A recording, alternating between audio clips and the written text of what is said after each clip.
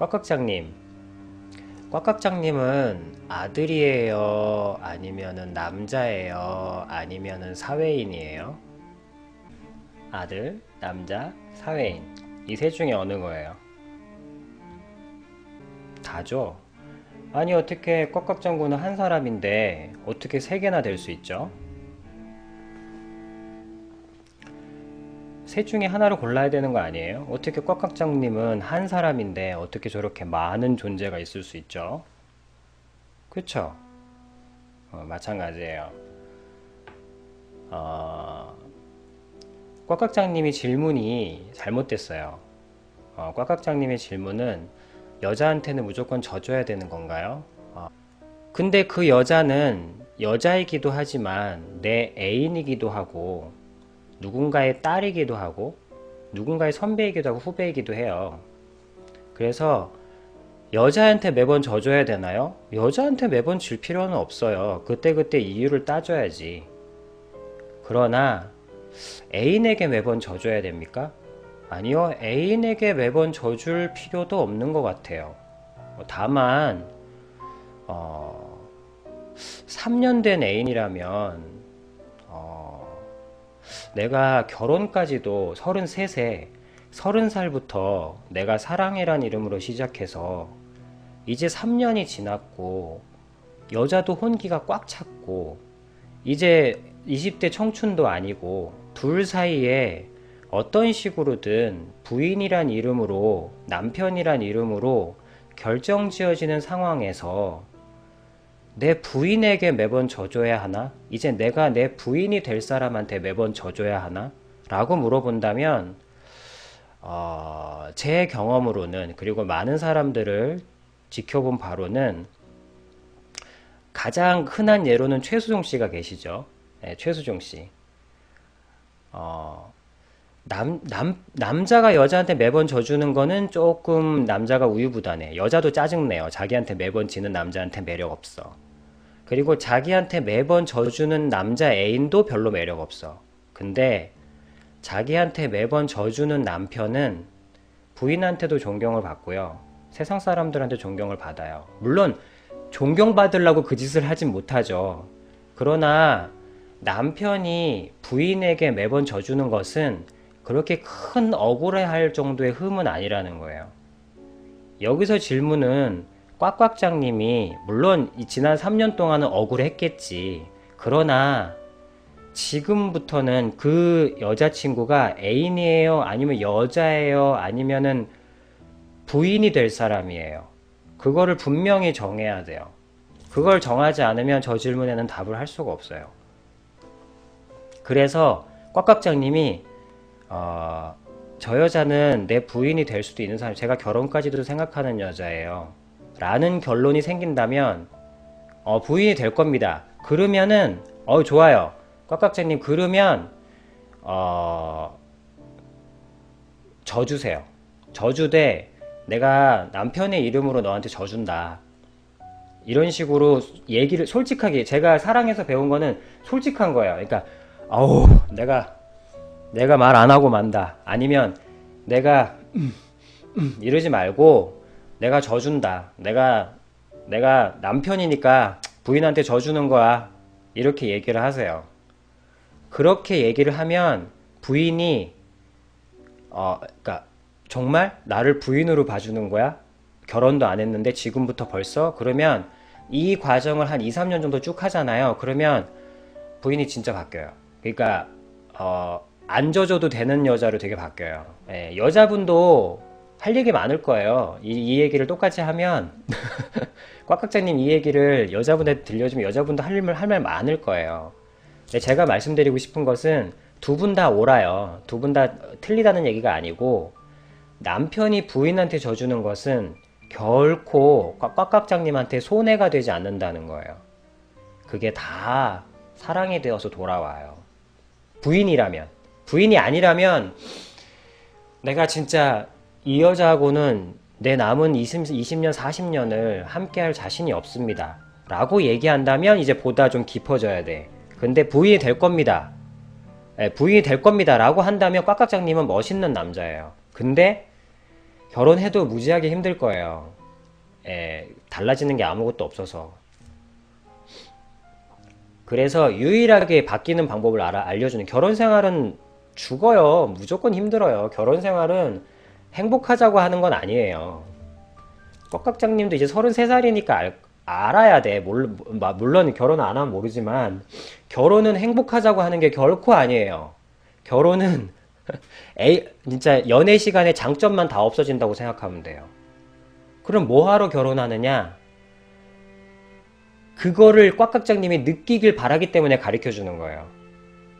사람들은 결혼해서도 애인할 때랑 애인이랑 똑같이 살아요. 그러면 내가 얘기했잖아요. 연애 시절에 장점만 없어진다고, 결혼은. 그럼 결혼 뭐하러 합니까? 를 알려면 남편의 이름으로 부인한테 져주세요. 그러면서 부인한테 얘기를 해요. 그래도 아니에요. 결혼하는 거하고 안 한 거하고 완전 달라요. 아무리 동거 10년 해도 결혼하고는 달라요. 서로 언약으로 서로 언약과 약속으로 시작하지 않은 건 결국, 그건 동거예요. 결혼이 아니에요. 동거는 결코 결혼이 될 수 없어요. 그건 나중에 결혼해보시면 알아요. 결혼이라는 것은 법적으로 혼인서약을 넣고 양가 합의를 이끌어서, 예, 정확한 그 결혼식, 그러니까 결혼식이 뭐 웨딩드레스를 입었다는 게 아니라 모든 사람에게 공약을 받는 그 순간을 얘기하는 거예요. 그 순간을 하고 나서부터가 결혼이에요. 무슨 차이가 있습니까? 보시면 알아요. 보시면 알아. 살짝 예를 들려드릴까요? 꽉꽉장님 7일 동안 같이 사시죠? 근데 솔직히 양심에 자기 소개 가만히 들여다보세요. 마음속에 이 여자랑 아직 결혼을 안 했기 때문에 언제든지 약간은 잘못될 여지가 좀 있다, 나에게. 그게 약간 있을 거예요, 아마. 그래서 결혼하고 다른 거예요. 그거 없으면 남자 아니, 거짓말이에요. 3년 사귀었는데 그게 없다면 네, 바로 그래서 언약으로 시작한 결혼과 동거가 다른 거예요. 동거는 10년을 해도 언제든지 그러니까 뭐랄까, 그게 있어요. 예, 그건 남자들만의. 근데 꽉꽉장님도 절대 순진하지 마세요. 여자분도 똑같이 그렇게 생각하고 있으니까. 근데 결혼한 여자는 안 그래요. 결혼한 여자는 절대 그런 생각하지 않아요. 하지 않는다는 게 아니라 우선순위가 그게 한 3, 4번, 4번째로 밀려요. 남자는 2번째로 밀리고 여자는 한 4번째로 밀린다는 차이가 있을 뿐, 마지막 순간에 이 여자를 버리겠다라는 그 마음이 되게 순원이가 밀려요. 그래서 결혼을 하신다니까 말씀드리는 거예요. 만약에 연애였으면 다르게 얘기했을 거예요. 근데 결혼을 하셔야 되고, 지금은 결혼을 하셔야 될 때니까 남편의 이름으로써 앞으로 부인에게 계속 져주세요. 남편의 이름으로 포기해야 돼, 반드시. 내가 너를 위해서 희생한다, 내가 너를 위해서 이만큼 참아줬어, 뭐 이런 식으로 얘기하지 말고요. 내가 남편이니까 부인한테 져주는 거야, 이 말을 꼭 하시라고요. 이 말을 안 하고 참아주는 건, 야, 너만 어려워? 너만 힘들어? 이래요.